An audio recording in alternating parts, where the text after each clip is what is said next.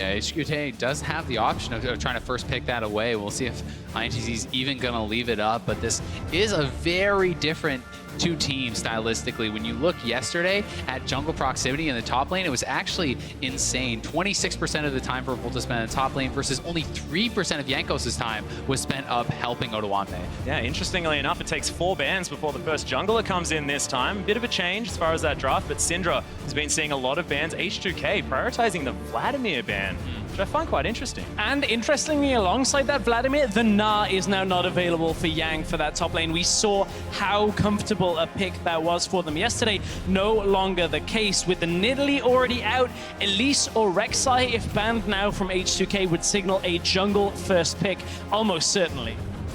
Well, the Jace is going to come in as the final ban for H2K. A lot of solo lane preference as iNTZ think about their final ban. Is there anything standing out to you? Of course, we have seen things like the Rumble see a lot of success. The Karma as well has been banned away a lot. Well, now if iNTZ take away the RekSai, what it leaves is a Lee Sin, Elise jungle matchup, and you're happy to trade either. So with the Syndra gone here as well, it actually opens us up to a fair few picks available for that first spot, but they don't pinch the jungle pool, they go to the bot lane. Yeah, the Lucian is going to be banned away. Of course, Forgiven had a fantastic game against AHQ on the Caitlyn. They didn't win, right? But he still had a 40 CS lead. He still was doing ridiculous things down there. And that's why I feel like it's a little bit strange, because in recent times, Forgiven really has been prioritizing champions like the Caitlyn a lot more. And unless iNTZ is willing to take that Caitlyn away here, I don't really understand that Lucian ban. And you can see now how H2K are going to prioritize. No rush on the jungle pick for them. Not even concerned about that Lee Sin. They're going to flex the Karma to start. Does give them the option of taking the better bottom lane that we know Forgiven and Vander love to try and get the advantage from down there. So if they pair that with something like a Sivir, very difficult to break. Definitely a lot of options. They could also take the CLG approach here with Karma already locked in. You can do something like the Nami Caitlyn. That first round draft I think is pretty powerful, especially if you want to try to deny the Caitlyn from Forgiven, but there's a lot of power picks still on the table. Yeah, we actually saw Revolta actually animatedly talking to his team saying, "Can I please just pick the Lee Sin?" Yang still hasn't even hovered anything just yet. We'll see what iNTZ decide to do. Only 10 seconds to go. Very concerned looks on the faces here, as that is a power pick. Baxiel has a very intense focus, and intensely focused on the top side of the jungle. It's not the Lee Sin, but I ran into Broken Shard, who's coaching with iNTZ. He was saying that, Revolta didn't even practice the Lee Sin. It was just like riding a bike for him, but He's been RekSai, historically an incredible Lee Sin player. He has, but RekSai has been a champion recently that he's done very well on with that early pressure. Yeah, and although Lee Sin has been having a lot of power in these games, it's actually RekSai that's drawing a lot more of the bans. Teams are still certainly highly prioritizing this champion, and it actually matches up fairly well against the Lee Sin, simply because you can power farm like that, you can donate over your blue just like Lee Sin, and when he Qs you, you right click on him, you unburrow and interrupt that Q damage. The jungle matchup though isn't the only one that matches up very well, because iNTZ right now, they've picked themselves up the Rumble. H2K banned the Na. That's one of the matchups that we've seen do well into the Rumble. So what is available for that top lane matchup? It's going to be the Kennen that remains. In fact, both of the solo lanes now being locked in, confirming that Karma will be heading into the support position as Ryu grabs the Cassiopeia as well. Tockers now has to try and figure out what he wants to take into the Snake, and Victor has proven to be an okay choice. Another pick that has worked out pretty well against this is actually the Varus. Varus is something that we've been seeing into Syndra where it actually kind of struggles more, but against Cassiopeia, you can outrange this guy. You have strong lane wave clear, and it is an option. Azir is not something we've seen a lot of lately. Yeah, it's a historic pick for Tockers, who of course did help win CB LOL with that champion. Of course, it was played on a very early patch, and not one where we have seen the likes of the Cassiopeias, the Vladimirs, and the Malzahars. The thing for Ryu, though, is this is something H2K have shown a lot of comfort on. Yesterday, they did exactly the same thing, picking the Cassiopeia second rotation on blue side, and just picking it blind, able to play comfortably into whatever iNTZ picked. The response is going to be a mage that plays for later into the game as well. A lot more team fight focus, perhaps, off a wombo combo. You got the equalizer coming out already. Now Shockwave on top of it. Yeah, and actually, that Orianna. I really like it paired up with the RekSai as well. I mean, it's an old ball carrying method, just tunneling yourself in there, delivering a ball to the backline and spinning people around. See whether it's going to work here for tockers, who is more than happy to sit there and farm in lane. I do have a bit of concern about the Ezreal, though. I do think that Caitlyn here is looking like a pretty obvious pick, and it's going to be locked there by Forgiven. So to me, it's just something where I feel like iNTZ really wasted their Lucian ban.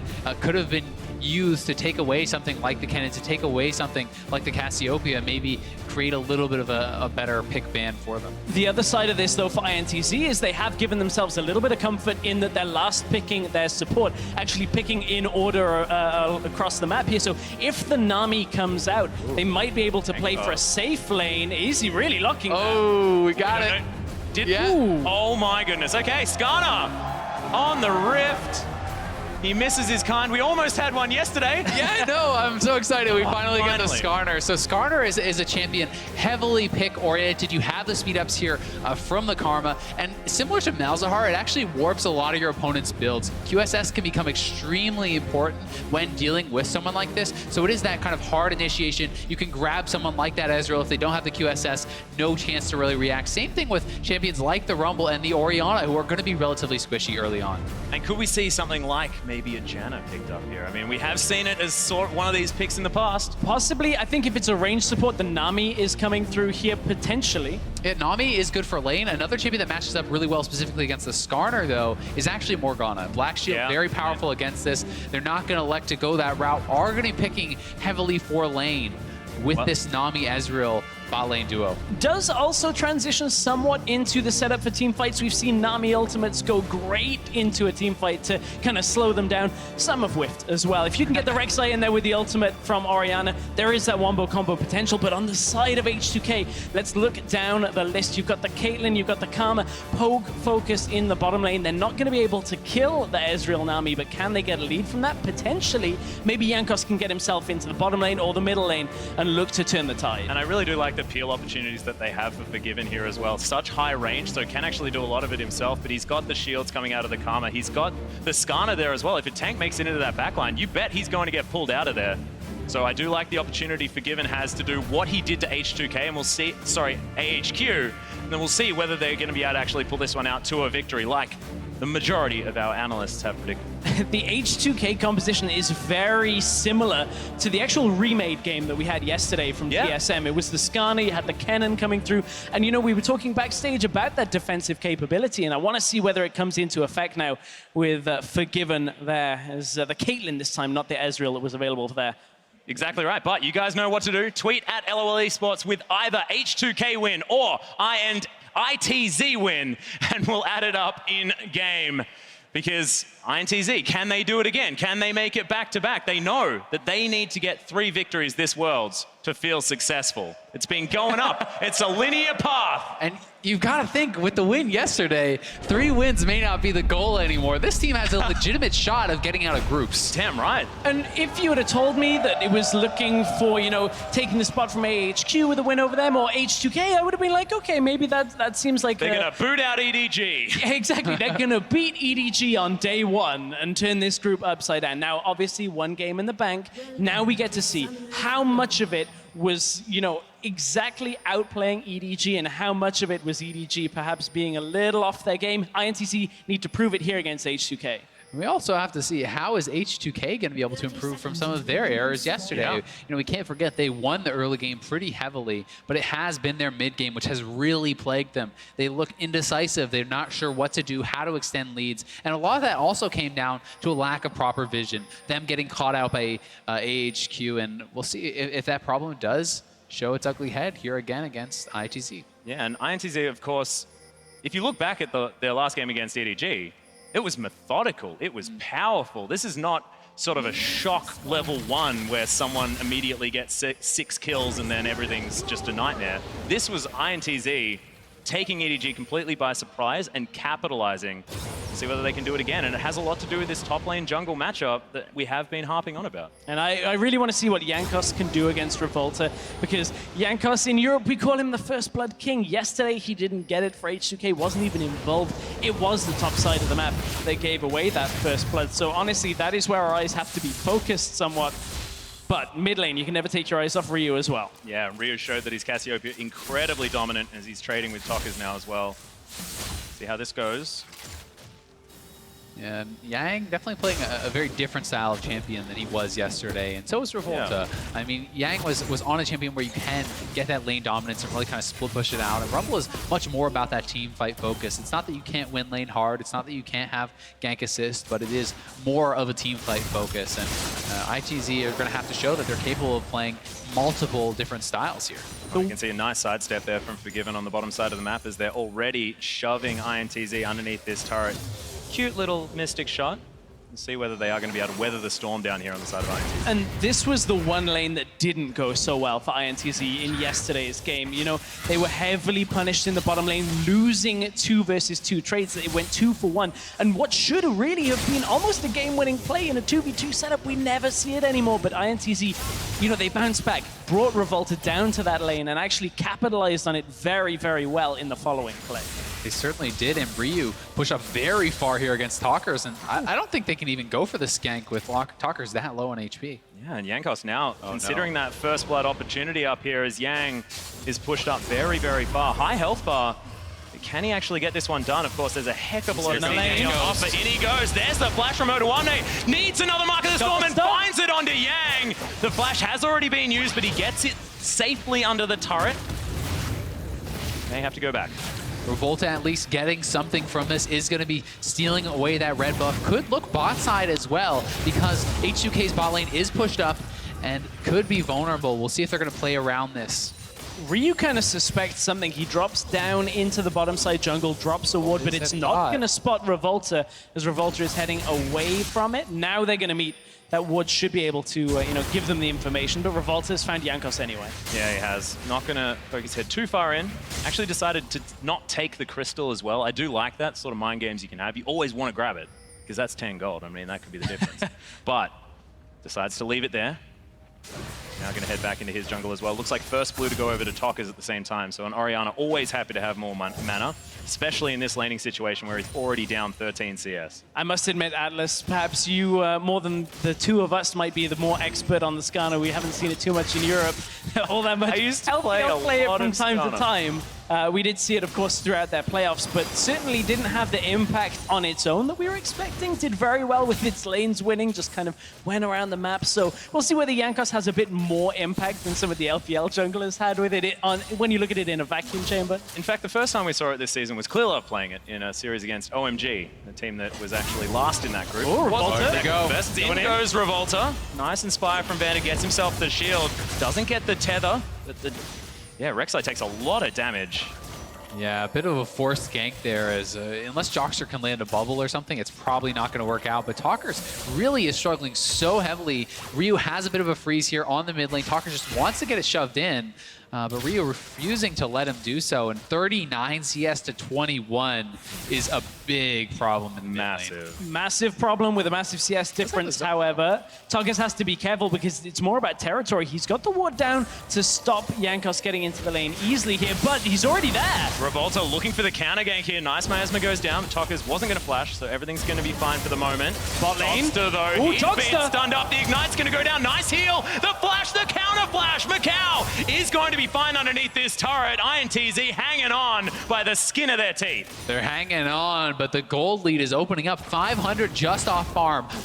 Almost 6 minutes into the game is very problematic. These guys need to stem the bleeding. They need to hang on and start just doing better in these lanes. I mean, mid lane is really getting out of hand. From this point, it's got to be Revolta that's assisting here because straight up, it doesn't look like iNTZ are able to hold against H2K. You know, Forgiven is known for his dominant laning phase, his oppressive laning phase, where he just wants to take you on 2 versus 2 time and time again, and he's getting this time bubble. Yeah, Aqua Prison is going to go down. micaO trying to get the follow-up damage, but Vander needs to be respected as well. Jockster is one Peacemaker away from death. iNTZ will probably have to go back here. It's a tough situation because they obviously are really at risk of dying and getting dosed, so they're going to have to back off. That means they're going to sacrifice even more CS. They're going to give Forgiven a fantastic base here, who will be able to fully shove in the wave and now have a really strong buy here on Caitlyn. Exactly. micaO's only level 4 still because of having to back away from all of that experience, so we'll see whether he can recoup some of that getting back into the lane. So Forgiven historically has been a Caitlyn player for a fair amount of time, and Forgiven's also a player that sometimes gets a little stuck in his ways on a few things. He's one of the last proponents of the Q-Max on Caitlyn, which we do still see from time to time, all about shoving out, get that lane presence when it comes to the minion wave being under the enemy's tower. Damage, stress. But I've spoken to a lot of AD carries like Reckless over in Europe, who he kind of was a proponent of Trap Max for a very long time recently. Most people are. Because the thing is, you get to like level 9, you have so many traps around the lane, and you just hold one that it's impossible for the enemy AD carry and support to push forward. And as soon as you do, you hit them with some crowd control, combo it with that last remaining trap, and you're just able to take full control of the area in the lane rather than just have straight up more damage and push. Yeah, I feel like Trap Max is for the team players, and Q Max is for people that just want to kill their opponents. It's very much a stylistic difference, right? He loves to be lane dominant. Ryu, one of the most lane aggressive players, always shoving in his opponents.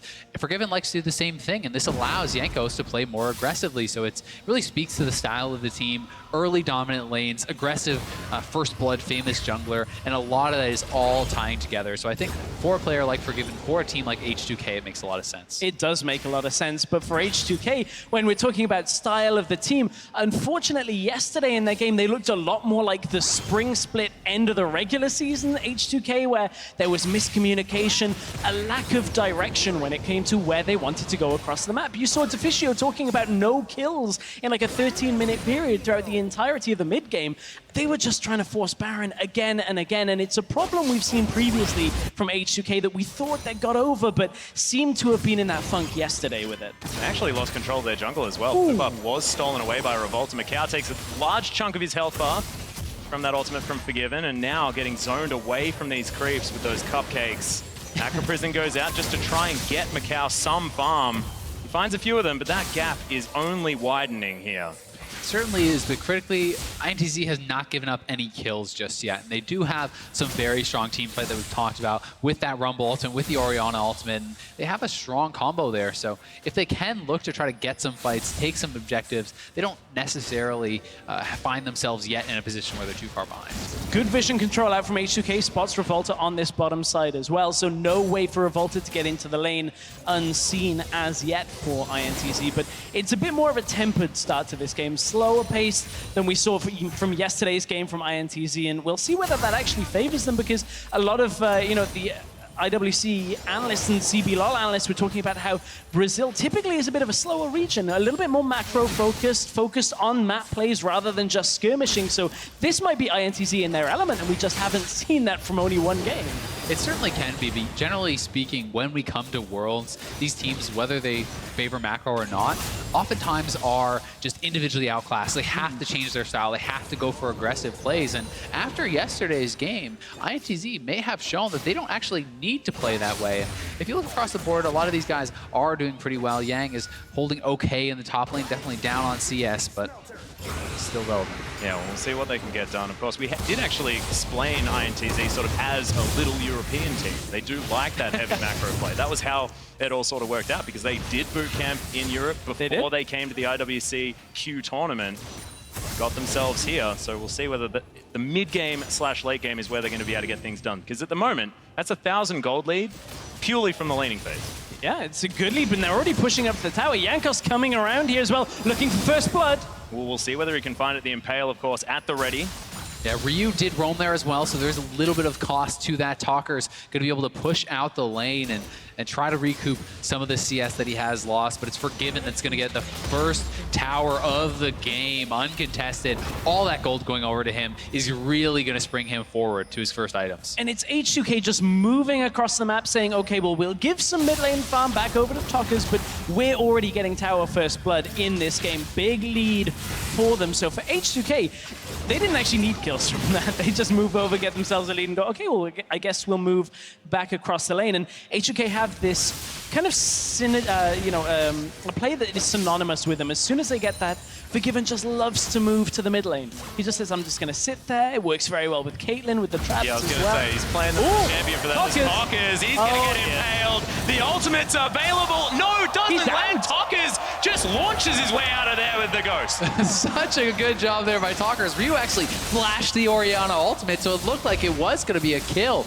But Jockster there with the save keeps his mid laner alive. But as Stress pointed out, H2K loves to move this mid lane move, and they are sieging very heavily here, looking to get another turret. It's not about getting the tower on this minion wave, but over time, this is going to get chipped down further and further. And as for AD carries that can repel this kind of push, Ezreal is not one of them.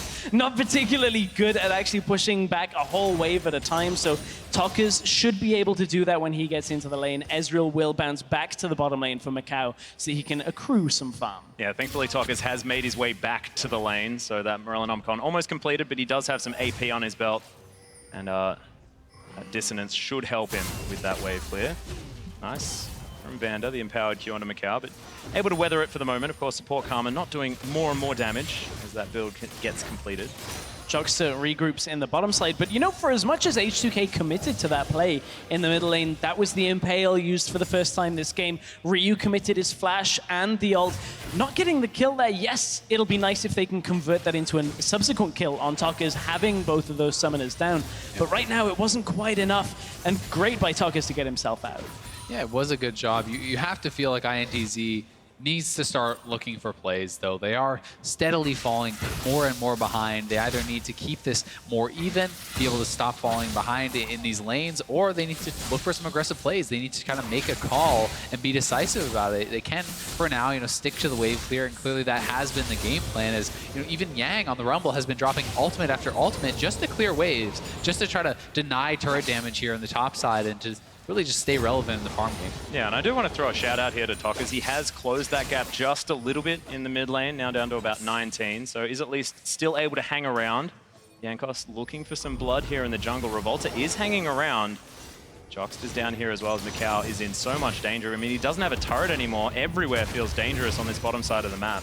Certainly does, but this is actually pretty crazy. The previous longest first blood at Worlds was 5:27 into the game. Oh so my God. We're 14 minutes in. Not many kills have been coming through. Obviously, no kills just yet. When those fights do start to actually happen, they can be very explosive. When you get more and more items, you have these people powering up, and it tends to be very big. Nearly had one on Tockers. Azael nearly had that first blood, but he got himself out. I echo your sentiments to Atlus about giving him a bit of a shout out yesterday. Didn't get a whole lot of love for his performance, but he was instrumental in setting Yang up in that first roam he made up to the top side. One of the things that a lot of the analysts have talked about is those early ghost plays out from some of the European mid laners. Tockers seemed to have picked that up himself. Headed top side, got Yang ahead. Hasn't been able to in this game, but certainly is somebody that seemingly a lot of people are sleeping on. This game, maybe not so great. Ryu's up in CS fairly heavily. Oh, we scaling, Stress. Yeah. We scaling. Orianna still will be able to get things done if he gets the farm. Trying to get what he can. Still, 20 CS behind. Just play it for the late game, boys. Yeah, and they do definitely have a pretty strong late game here. Revolta has been very heavily farming as well. He picked up that Tiamat early on the RekSai and really has kept himself ahead of his opponent as far as that goes, but Dragon gonna go away of H2K uncontested. Yeah, just for free there for H2K. And this makes me a happy man. Yesterday, H2K just backed away from Dragon, gave all of the early ones over to AHQ. And from there, they kind of fell behind, but now maybe looking to fight. They pick up the first Drake. We'll see where they can build off from that. H2K with a bit of a turnaround from yesterday's performance. iNTZ actually looking like they do want to answer this aggressive movement from H2K in their jungle. Can't quite find any of the skill shots here, but still able to lock down their own Crystal Spire. H2K do back away. You can see Yang up towards the top side, having a very quiet early start to this game, is behind quite a considerable margin now against Odoamne. Has overheated. Odoamne taking a lot of damage, but not going to find too much more. Yang just asserting some dominance. It'll be interesting to see if iNTZ is actually going to go for a fight around some of their item completions, because if not, H2K's game plan is pretty clear. They want to siege, they have the Caitlyn, the Karma, and they have a lot of zone control with picks like the Kennen, so they definitely can aggressively siege onto these turrets, and mid lane turret down below half HP is looking like it's going to be the next target here for H2K, unless iNTZ can do something about it. Likely will be. Here's the preemptive ultimate comes out from the Caitlyn.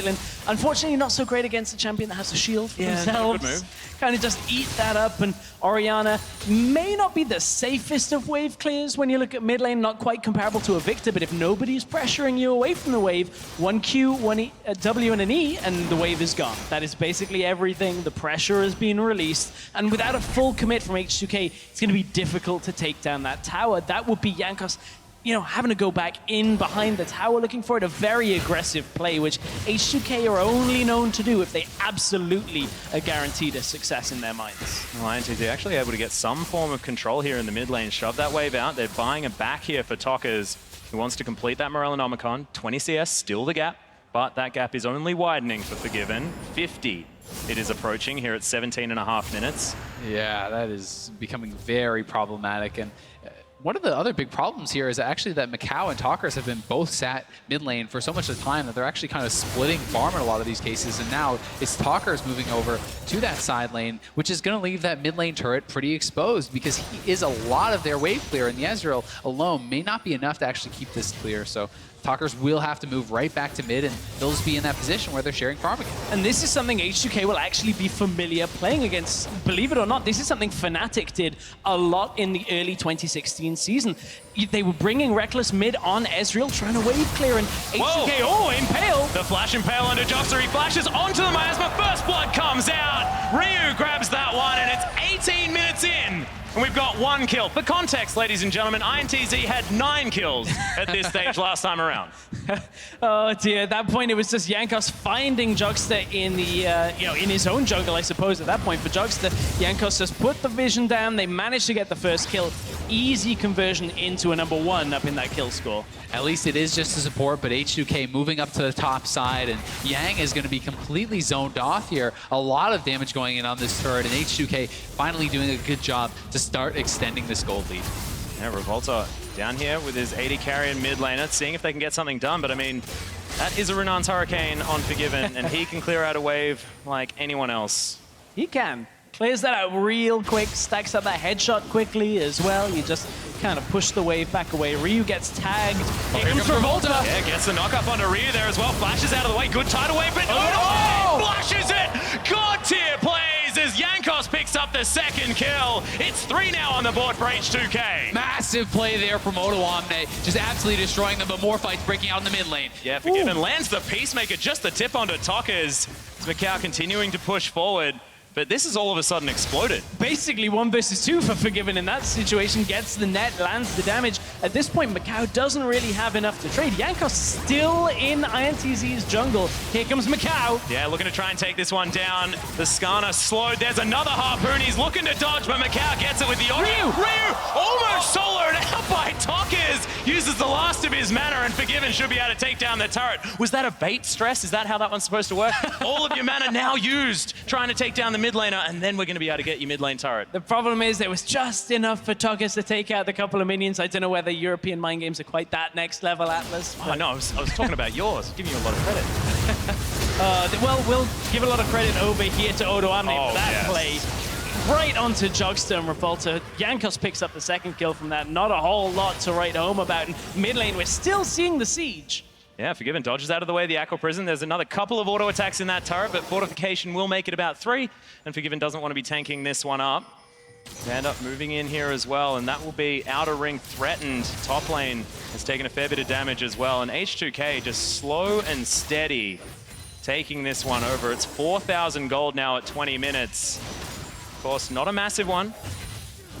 Still, iNTZ feeling the pressure from every angle. It's not out of reach, but it really is just tough. You need to have the Ezreal getting farm. He needs to be scaling up. He's falling further and further behind, and you can see the H2K is just doing a better job splitting up their farm. Ryu's on the bot side now picking up waves, and they're doing a better job of just lane assignments here, spreading their players out, getting a lot more farm than iNTZ is at this point. The thing is, H2K, they're getting, a lot of farmers you're talking about, they're getting some vision control, but it's enough so that iNTZ can't get any control for themselves over the river, over the enemy jungle. Forgiven's going to have to back away from the Mountain Dragon here. Yeah, a lot of damage actually down onto the Caitlyn. Half health now as Revolta's going to take away the Crystal Spy. iNTZ do not want to see 2 Mountain Drakes. Careful of the TP flank, though. Odoamne has a lot of wards to TP into if iNTZ commit to this. Looks like H2K are going to back away, though. They're behind the Dragon Pit. Yeah, iNTZ wants this as Yang has actually just walked down, and H2K seems pretty happy to just give it up.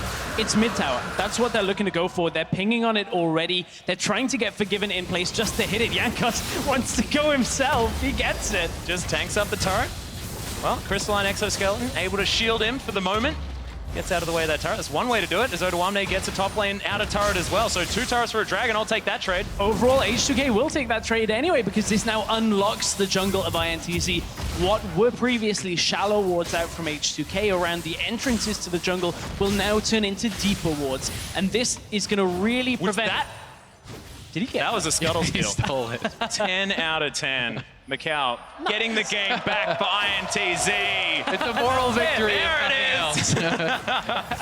Nice little snipe there by micaO, but this is now the stage where we have to see H2K improve on their previous performances from yesterday. They had a good lead yesterday, and then this is where they really started to kind of stall it out. They weren't sure exactly how to win the game. They kept moving back and back to Baron. I'd like to see them extend that vision, get control over the pit, and start to be able to extend this lead further and further, because if they do play it slowly, if they do just default to that, oh, well, I guess we got to go to Baron, there's a massive amount of AoE damage that comes out from iNTZ's composition, and they could challenge them in a fight where H2K gets humped up. One thing I really do like about the Skarner pick here as well, considering that... Oh, here goes Jankos. Oh, he's all the way in there. Tockers going to be pulled into his death as Ryu locks down another one.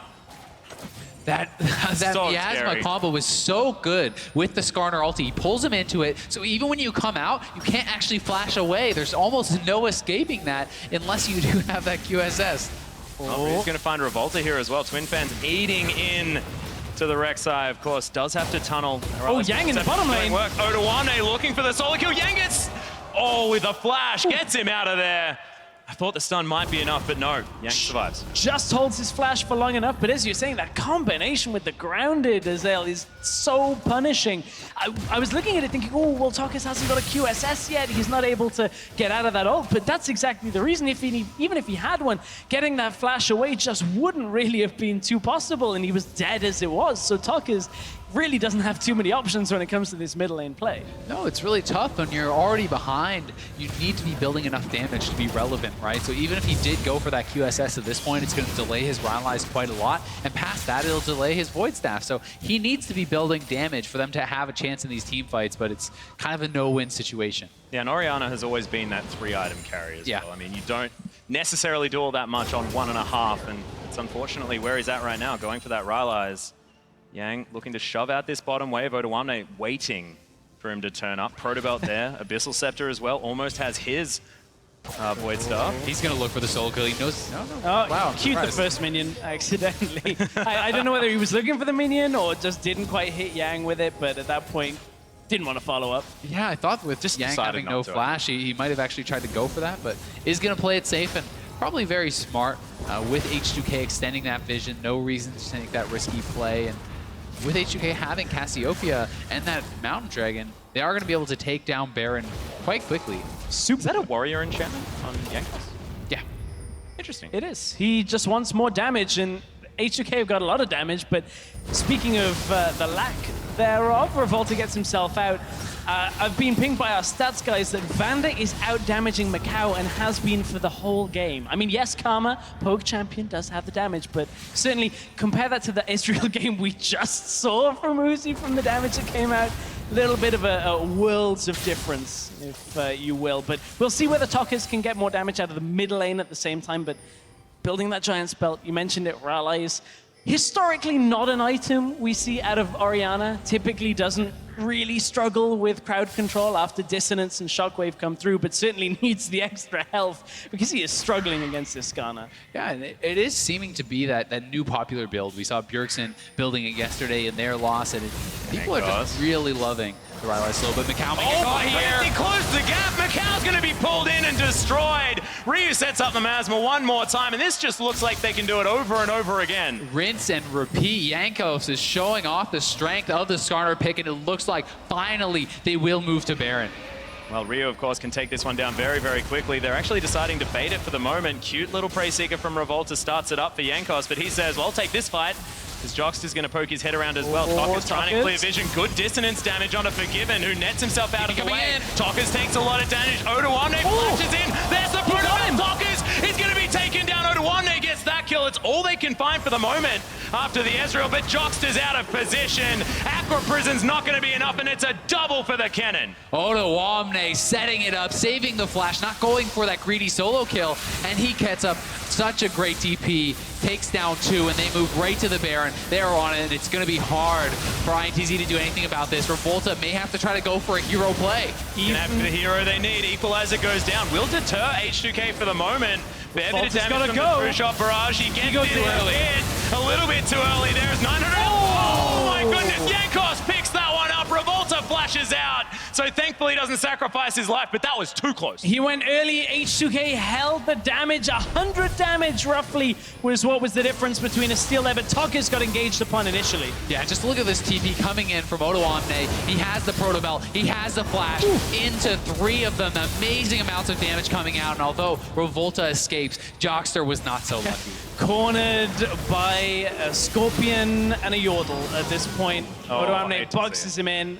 Nothing really of any note to go to on that kind of play. But H2K, this is a very different setup from yesterday. They have very focused play. It's Jankos goes in with Ryu, they get the kill. Oh, we take an objective or take the rest of the fight. So H2K, very, very different setup. Yeah, they're looking a lot better than yesterday. Very clean play here from H2K and looking to extend that lead. We have Odoamne pushing in the bot lane. Ryu already sieging here in the mid lane, and Forgiven has hit that critical 3-item power spike for Caitlyn, where he's going to be a monster in these fights. And this time around, H2K have a clear plan. They know exactly what they can do. Tockers just gets dove. Odoamne asserting his dominance as Jockster. He's going to get stunned up by the fracture. Exploded after the impale. An afterthought equalizer comes in. Might do some damage. No, not even to the minion wave. That is so bad. They lost the Rumble ulti. Tockers goes down. This is going to be at least 1 inhib. Could be 2. Could potentially even be more than that. I don't think there was too much that iNTZ could have done to hold this, even if they'd had that ultimate, maybe pushed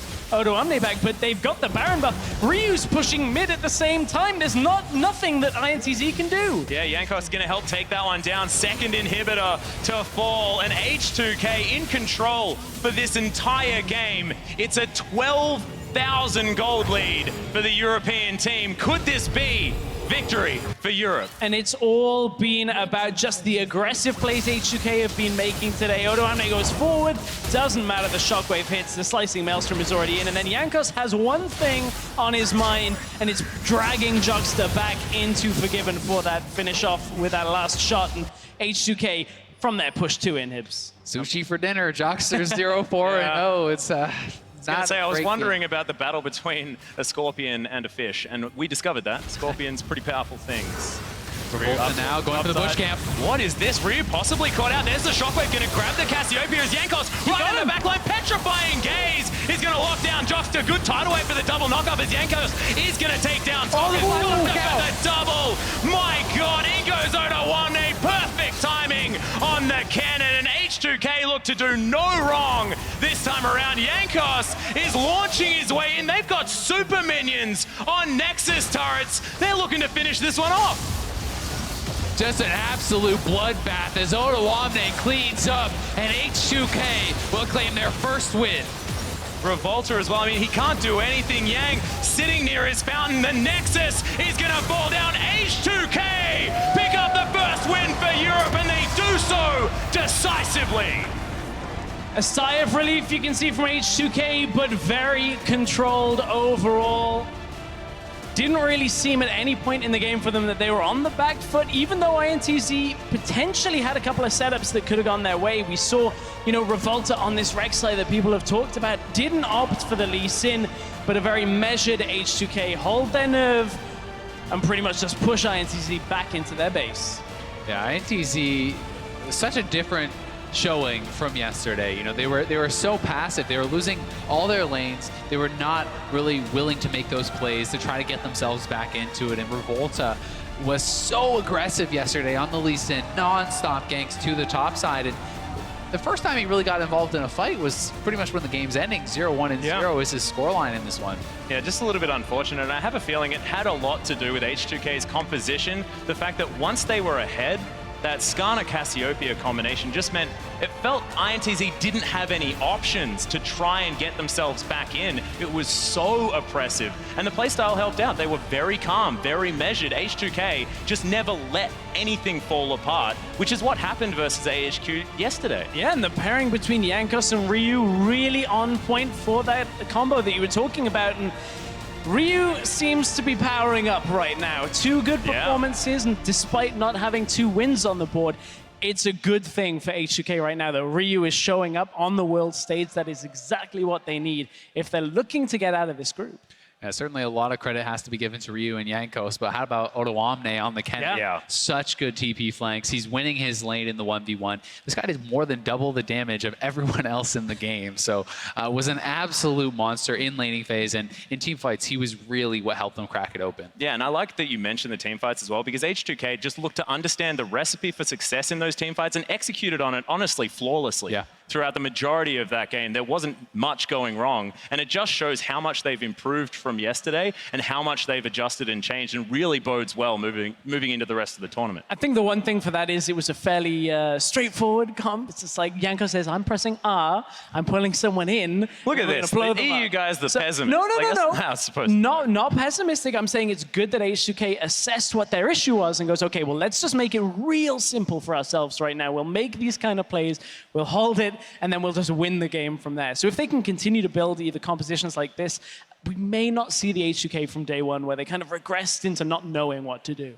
And you've got to say, I mean, when you're winning all your lanes, the game looks a lot better. It feels a lot easier, right? There's a lot more correct decisions to make. And iNTZ definitely regressing a little bit from day one. Hopefully going to see some more strong performances from them throughout the tournament. Yeah, of course, there are still many more games to go, but Shox is being joined by